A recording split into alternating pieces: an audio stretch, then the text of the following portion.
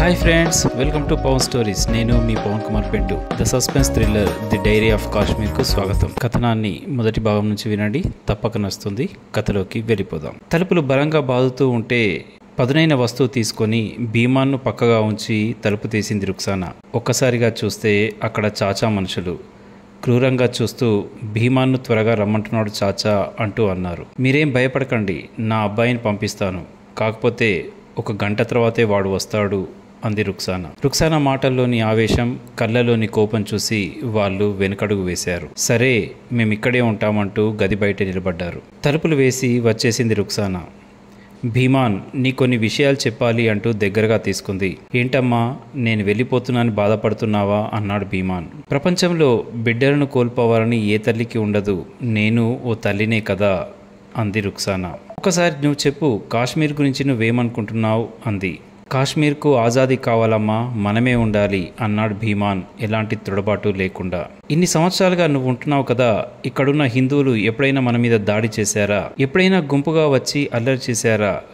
ఎప్పుడైనా మనలాగా లౌడ్ స్పీకర్లో ఇక్కడి నుంచి వెళ్ళిపోండి అంటూ కఠినంగా మాట్లాడారా అంది రుక్సానా. భీమాన్ ఏమీ మాట్లాడట్లేదు. ఇంతటి మంచి జాతి మనుషులు నీకెక్కడా దొరకరు బేటా. ప్రపంచంలో ఇలాంటి జాతి ఒకటి ఉంది అంటే ఎవరు నమ్మరు కూడా. అంతటి మంచి జాతిని మనం వెళ్ళగొడుతున్నాం అంది రుక్సానా. ఒకవేళ వీళ్ళే లేకపోతే ఏ టూరిస్ట్ అయినా మన కాశ్మీర్కి వస్తాడా? వీళ్ళు లేరని తెలిసిన మరుక్షణం ఏ టూరిస్ట్ కూడా మన దగ్గరికి రానే రాడు. అప్పుడు మనం అడుక్కు తినాల్సిందే. అడుక్కోవాలన్నా కూడా మనకు అన్నం పెట్టేవాడు కూడా ఒకటి ఉండాలి కదా. మళ్ళీ ఇక్కడ మనలాంటి వాళ్ళే ఉంటారు అంది రుక్సానా. ఏం అర్థం కావట్లేదమ్మా నువ్వు చెప్పేది అన్నాడు భీమాన్. నీకు ఇంకొక విషయం చెప్పాలి, అసలు నువ్వు నా కొడుకువి కానే కాదు అంది రుక్సానా. ఆశ్చర్యంగా తల్లి కళ్ళలోకి సూటిగా చూస్తూ ఆగిపోయాడు. నువ్వెప్పుడు అడిగేవాడివి కదా, 15 మంది హిందువులను చంపేవావు కదా అమ్మా అంటూ. నేను చంపాను నిజమే, వాళ్ళు హిందువులు కూడా, అది నిజమే. కానీ వాళ్ళంతా భారతదేశానికి ద్రోహులు. నేను భారతదేశం తరపున పనిచేసే ఒక ఏజెంట్ని అంది రుక్సానా. అంతే, భీమాన్ ఒక్కడుగు వెనక్కి వేసేశాడు. నేను నా దేశానికి వ్యతిరేకంగా పనిచేసే ఎవరినైనా చంపేస్తాను, ఎందుకంటే నాకు దేశం మీద ప్రేమ అలాంటిది అంది రుక్సానా. అలాగే వింటున్నాడు భీమాన్ ఆశ్చర్యంగా. ఇంకో విషయం, నేను నువ్వు అనుకుంటున్నట్టుగా రుక్సానా కాదు, నేను హిందువుని అనగానే భీమాన్ తల్లిని చూస్తూ, మరి నేను నీ కొడుకునేనా అని సూటిగా ప్రశ్న వేశాడు. నీకు ఇంకో విషయం కూడా చెప్పాలి, నువ్వు నా కొడుకువి కాదు. ఆ రోజు ఉగ్రవాదుల దాడిలో నేను నా కొడుకును కోల్పోయాను. నువ్వు నాకు దొరికిన ఒక ఉగ్రవాది కొడుకువి. అయినా నేను చంపాలనుకున్నాను కానీ ప్రేమతో పెంచాను అంది రుక్సానా ఏడుస్తూ. మరి నన్నెందుకు సూసైడ్ బాంబర్గా చేర్చావు, ఎందుకు అడ్డుకోలేదు అన్నాడు భీమాన్ ఏడుస్తూ. నీ ద్వారా నేను చాచాను మరియు మిగతా ఉగ్రవాదుల్ని చంపాలనుకున్నాను, అందుకే నిన్ను ఇందులో భాగం చేశాను. నీకు తెలియకుండానే ఇప్పటికీ చాలా మంది ఉగ్రవాదుల్ని చంపాను కూడా. కాకపోతే చాచా కోసమే ఇన్నాళ్ళు ఎదురు చూశాను. నీ ద్వారా చాచా నాకిప్పుడు దొరికాడు అంది రుక్సానా. నీకు ఇది ఏమాత్రం తప్పుగా అనిపించట్లేదా అన్నాడు భీమాన్ నేల మీద కులబడి ఏడుస్తూ. తప్పే, కానీ తప్పదు.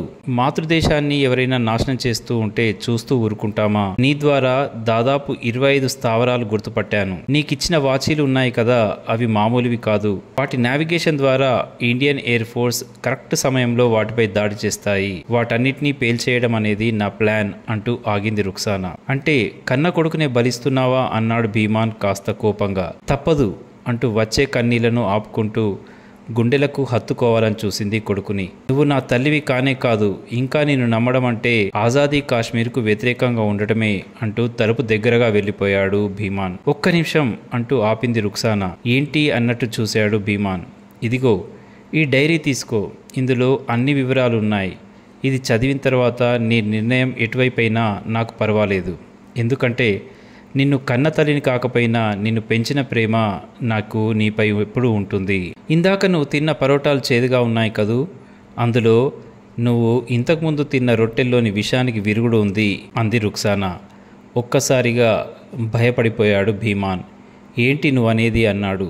చాచాను చంపడానికి నీకు ఆ పరోటాలు ఇచ్చాను, నీతో పాటు చాచా కూడా తిన్నాడు కదూ అంటూ చిన్నగా నవ్వింది రుక్సానా. నువ్వు నా కొడుకువి, నిన్నెలా చంపుకుంటానురా, అందుకే నీకు విరుగుడు ఇచ్చాను. ఇక చూడు, చాచా ఒక్కో రోజు శరీరంలోని ఒక్కో భాగం పని చేయకుండా పోతూ నరకం అనుభవిస్తూ చస్తాడు అంది రుక్సానా. భీమాన్కు ఏమీ అర్థం కాలేదు. నువ్వెన్నైనా చెప్పు, నేను మారను అంటూ తలుపు తీయబోయాడు భీమాన్.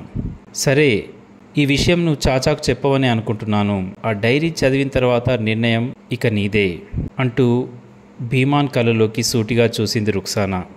ఇద్దరి కళ్ళు ఒక్కసారి కలుసుకున్నాయి. వాళ్ళ కళ్ళలో స్పష్టంగా ఉంది వాళ్ళ లక్ష్యం. రుక్సానాకు కావాల్సింది ఉగ్రవాదుల్ని, చాచాని ఒకేసారి లేపేయడం. భీమాన్కు ఏం కావాలో అర్థం కావట్లేదు. ఇటు అమ్మ చెప్పిన మాట వినాలా, అటు చాచా మాట వినాలో అయోమయంలో ఉన్నాడు. ఆ అయోమయంలోనే ఆ డైరీని పట్టుకొని ఉగ్రవాదులతో కలిసి చాచా దగ్గరికి వెళ్ళిపోయాడు భీమాన్. ఆ తర్వాత జరిగేదేమిటన్నది తర్వాతి కథనంలో విందాం. వింటూనే ఉండండి. నచ్చితే లైక్, కామెంట్, సబ్స్క్రైబ్ మరవకండి. దయచేసి వీలైతే షేర్ కూడా చేయండి. ధన్యవాదాలు.